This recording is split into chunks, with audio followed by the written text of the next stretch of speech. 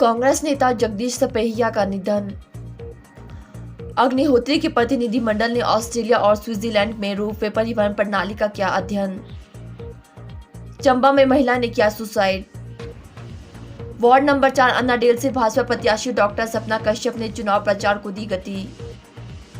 शिमला में पुलिस ने 2 किलो 300 ग्राम चरस सहित हरियाणा के 2 व्यक्ति को किया काबू। शहरी विकास विभाग के सचिव को एनजीटी ने लगाई कड़ी फटकार। नगर निगम के चुनाव पर कांग्रेस का ही होगा कब्जा। हिमाचल कांग्रेस के दिग्गज नेता, कांगड़ा सहकारी बैंक के पूर्व चेयरमैन और सुलह विधानसभा से कांग्रेस प्रत्याशी रहे जगदीश का शुक्रवार देर रात निधन हो गया। उन्होंने चंडीगढ़ के निजी अस्पताल में आखिरी सांस ली। 68 वर्षीय जगदीश को 20 दिन पहले घर से ब्रेन हैमरेज हुआ था। मूल रूप से जयसिंहपुर विधानसभा के गांव जगरूप नगर के रहने वाले जगदीश ने इस बार सुलह से कांग्रेस प्रत्याशी के तौर पर चुनाव लड़ा था, लेकिन वे भाजपा के विपिन परमार से हार गए। इससे पहले 2003 के विस चुनाव में थुरल विस से लड़े थे, तब वे भाजपा के रविंद्र ठाकुर से हारे थे।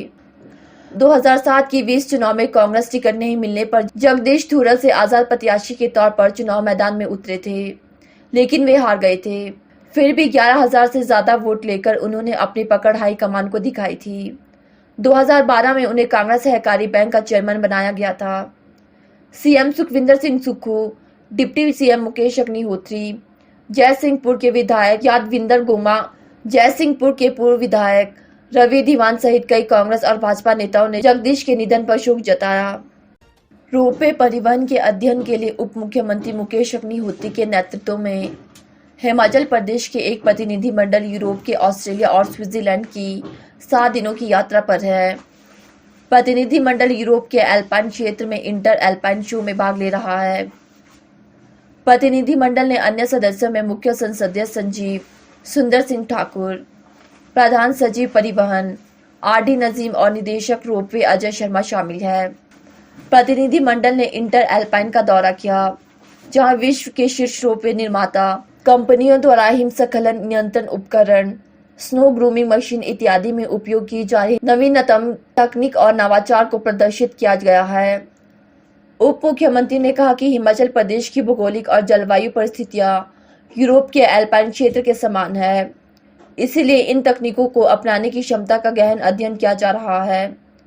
उन्होंने शिमला में 1543 करोड़ रुपए की लागत में निर्मित होने वाली 15 किलोमीटर लंबी शहरी नवीनतम और सबसे सुरक्षित तकनीक अपनाने पर बल देते हुए कहा कि इस परियोजना में 15 बोर्डिंग और डीबोर्डिंग स्टेशन स्थापित किए जाएंगे। उन्होंने परियोजना कार्य में शीघ्रता से कार्य करने पर जोर देते हुए सभी वैश्विक रोपवे निर्माताओं को वैश्विक निविदा में भाग लेने के लिए आमंत्रित किया। इस दौरान ऑस्ट्रेलिया में मुकेश अग्निहोत्री व मुख्य संसदीय संजीव सुंदर सिंह ने केंद्रीय सड़क परिवहन और राजमार्ग मंत्री नितिन गडकरी से भी भेंट की। रोपवे की शीर्ष विश्व निर्माता कंपनियों ने उप मुख्यमंत्री और प्रतिनिधिमंडल से भेंट की, नवीनतम तकनीकों द्वारा राज्य के लिए उनकी उपायुक्त से अवगत कराया।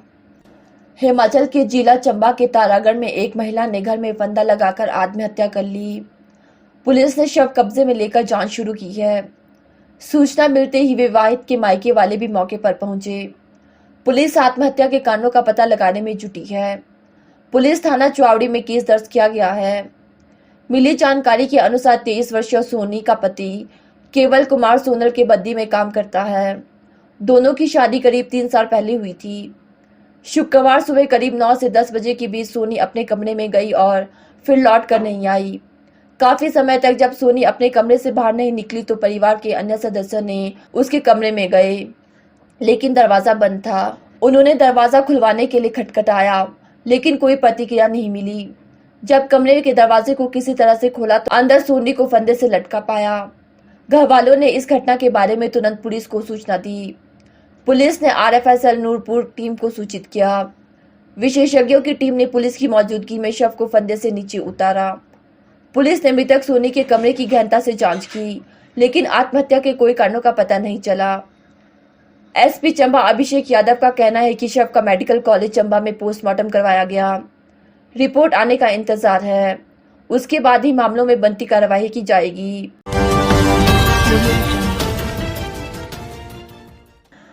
नगर निगम शिमला के चुनावी दंगल में उतरे सभी प्रत्याशियों ने चुनावी प्रचार को गति दे दी है। इसी कड़ी में वार्ड नंबर 4 अन्नाडेल से भाजपा प्रत्याशी डॉक्टर सपना कश्यप ने वार्ड में घर घर जाकर चुनाव प्रचार किया और वार्ड के लोगों से वोट मांगे। आपको बता दें कि इस वार्ड में भाजपा ने मंडी के बलय से भाजपा विधायक इंद्र सिंह गांधी को प्रभारी बनाया और चुनाव का जिम्मा दिया। इंद्र सिंह गांधी रोजाना डॉक्टर सपना कश्यप के समर्थन में घर घर जाकर लोगों से मिल रहे हैं और डॉक्टर सपना कश्यप के लिए वोट मांग रहे हैं। हमने लगातार 6 तारीख से डोर टू डोर अभियान किया और डॉक्टर सपना जी के लिए हमने वोट का समर्थन मांगा और जहां हमें लगता था कि भारतीय जनता पार्टी वहां बढ़ती रहेगी, लेकिन मुझे लगता है कि जिस हम इस पार्टी का प्रचार और प्रसार कर रहे हैं, जो कुशल स्टेट ने यहाँ काम करवाए हैं और आने वाले जो हमारी प्रत्याशी है, जो हमारी श्रीमती सपना जी हैं, जो उनका व्यवहार है, उनकी जो शालीनता है, उनका जो सामाजिक कार्य है, उसको देखकर जो है जनता का बहुत समर्थन मिल रहा है। लगातार हमारे साथ 20-25 लोग डोर टू डोर काम कर रहे हैं, चाहे महिला है चाहे पुरुष है। और मुझे लगता है कि हम इस अन्नाडेल वार्ड 4 से जो हमारी प्रत्याशी है डॉक्टर सपना जी, वो भारी मतों से जीतेगी, ये मेरा कहना है। और भारतीय जनता पार्टी का बहुत सा यहाँ कार्यकर्ता है, बहुत समर्थन है और जिस तरह का इनका व्यवहार को देखते हुए लोग जो है एक पढ़ी लिखी महिला होने के नाते इनका बहुत बहुत आभार करता हूँ, धन्यवाद करता हूँ और उनका समर्थन है। इसके सभी जनता का मतदाताओं से अपील करता हूँ कि अपना समर्थन ऐसे व्यक्ति को दो जो आपका सामाजिक कार्य करे, आपके जो रुके हुए कार्य पेंडिंग पड़े हैं उनको आगे लेकर जो है सरकार के समक्ष रखे, ऐसा मेरा कहना है। उनका निर्माण करें। धन्यवाद। जय हिंद, जय श्री राम। राजधानी शिमला के उपनगर ढली में पुलिस ने हरियाणा के 2 व्यक्तियों को चरस सहित गिरफ्तार किया। आरोपियों की पहचान दिल्ली के बहरौली निवासी ओम प्रकाश और हरियाणा के झंझर निवासी मनोज कुमार के रूप में हुई है। पुलिस ने दोनों आरोपियों को गिरफ्तार कर उनके खिलाफ एनडीपीएस एक्ट के तहत मामला दर्ज कर आगामी कार्रवाई शुरू कर दी है। जानकारी के मुताबिक पुलिस की टीम जनजातीय भवन के समीप नाकाबंदी कर रही थी। इस दौरान पुलिस ने सामने से आ रही एक कार को जांच के लिए रुकवाया। कार में 2 व्यक्ति सवार थे।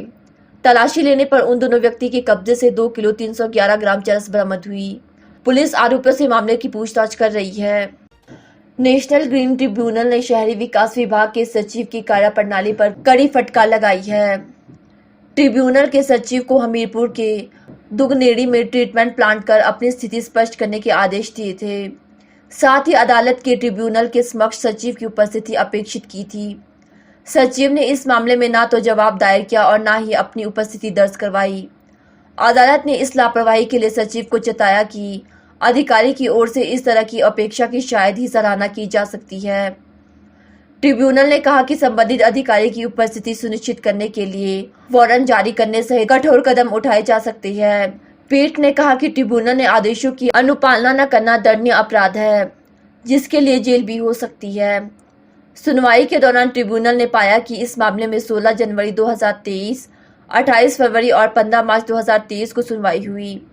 16 मार्च 2023 को इस मामले को हिमाचल प्रदेश के मुख्य सचिव के ध्यान में भी लाया गया, लेकिन इस मामले में शहरी विकास विभाग ने कोई जवाब नहीं दिया और न ही एनजीटी के सामने पेश हुए, जो कि एक गंभीर लापरवाही का मामला प्रतीत होता है। एनजीटी ने अधिनियम की धारा 26 के तहत आदेशों की अवहेलना को एक गंभीर अपराध माना है। नगर परिषद हमीरपुर ने गांव दुगनेड़ी में अपना तरल एवं ठोस कचरा संयंत्र स्थापित किया है, लेकिन इस कूड़ा संयंत्र का उचित रखरखाव न होने के कारण आसपास के आधा दर्जन से अधिक गांव के सैकड़ों लोग प्रभावित हो रहे हैं। कूड़ा संयंत्र परिसर में आवारा कुत्ते मुंह मारते हैं और चील व कौवों के कारण गंदगी फैल रही है। कूड़े को खुले में जलाने से वायु प्रदूषण फैल रहा है, जिससे लोगों को सांस लेने में दिक्कतें हो रही है। स्थानीय स्तर पर शिकायत के बावजूद जब कोई समाधान नहीं मिला तो ग्रामीण ने इस मामले की शिकायत राष्ट्रीय हरित अधिकरण में की गई।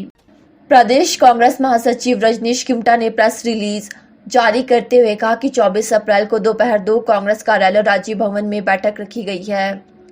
उन्होंने कहा कि यह बैठक इलेक्शन कोऑर्डिनेशन चुनाव मैनेजमेंट कमेटी की है। उन्होंने बताया कि इस बैठक में चुनाव रणनीति को अंतिम रूप देते हुए योजना को अमली जमा पहनाया जाएगा। उन्होंने बताया कि कांग्रेस अब लगभग पूरी तरह से तैयार है और मैदान फतेह करने के लिए उतर चुकी है। उन्होंने कहा कि भाजपा आपसी गुटबाजी के साथ साथ केंद्र के इशारों पर कठपुतलियों की तरह काम करती है। उन्होंने कहा कि आज प्रदेश में कांग्रेस पूरी तरह एकजुट है, मगर भाजपा कई दंडों में बंट चुकी है। मैदान में उतारे जाने वाले सभी प्रत्याशी जनता की अपेक्षाओं में एक बेहतर सामंजस्य के साथ पहली पसंद बने हैं। उन्होंने कहा कि कांग्रेस एक विचारधारा के साथ काम करती है। यही नई विचारधारा की एक ऐसी चीज है जिसमें आम जनता बगैर किसी भेदभाव की अपेक्षा के खुद को सुरक्षित महसूस करती है। उन्होंने कहा कि प्रदेश में दूरगामी सोच रखने वाले मुख्यमंत्री सुखविंदर सिंह सुक्खू प्रदेश की व्यवस्था में लगातार सुधार की ओर अग्रसर है। भारी कर्ज की बोझ में प्रदेश को छोड़कर गई पूर्व जयराम सरकार के बावजूद सुखविंदर सिंह सुक्खू सरकार जनता की पहली पसंद बनी है। यही वजह है कि हम दावे के साथ कह सकते हैं कि जो जनता का प्यार हमें मिल रहा है, निश्चित शिमला नगर निगम पर भी कांग्रेस अपनी जीत का परचम लहराएगी।